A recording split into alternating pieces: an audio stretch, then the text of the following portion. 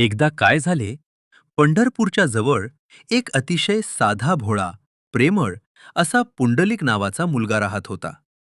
त्याचे आईवडील वयस्कर होते आणि पुंडलिक त्यांची सेवा नेहमी मनापासून करत असे. त्याच्यासाठी देवपूजा, यात्रा, कीर्तन हे सगळंच महत्वाचं.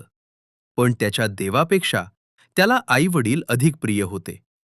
एके दिवशी पुंडलिक आपल्या आईवडिलांसह पंढरपूरकडे यात्रेला निघाला. वाटेत खूप थकवा, पाऊस, चिखल होता. पण पुंडलिक आईवडिलांना आधार देत पुढे चालत होता. त्यांच्या पायाला चिखल लागू नये म्हणून तो रस्त्यातील काटे पाण्यासारखे खडे हटवत होता.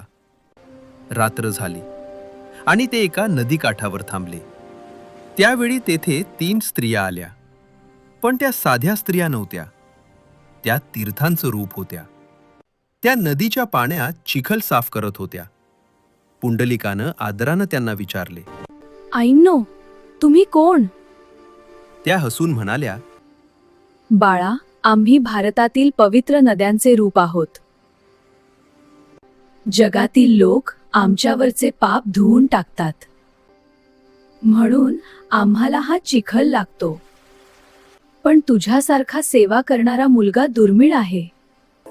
हे ऐकून पुंडलिकाची नम्रता आणखी वाढली. त्यानं त्यांना प्रणाम केला.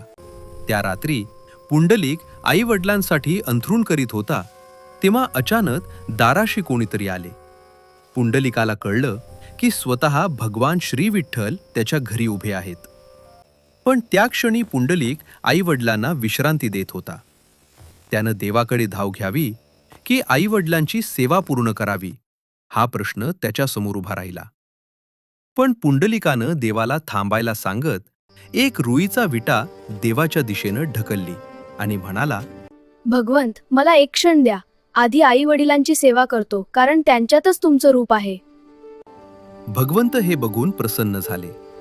ते म्हणाले, पुंडलिक, तू खरा भक्त. तुझ्या सेवाभावामुळे मी इथेच तुझ्या दारात विठ्ठल विटेवर उभा राहीन. आणि ते आजही पंढरपूरमध्ये विटेवर उभे आहेत, हात कमरेवर ठेवून भक्तांची सेवा करण्यास सदैव तयार. या गोष्टीचा अर्थ, खरी भक्ती म्हणजे देवपूजा नव्हे, तर प्रेम, नम्रता आणि आई वडिलांची मनापासून सेवा.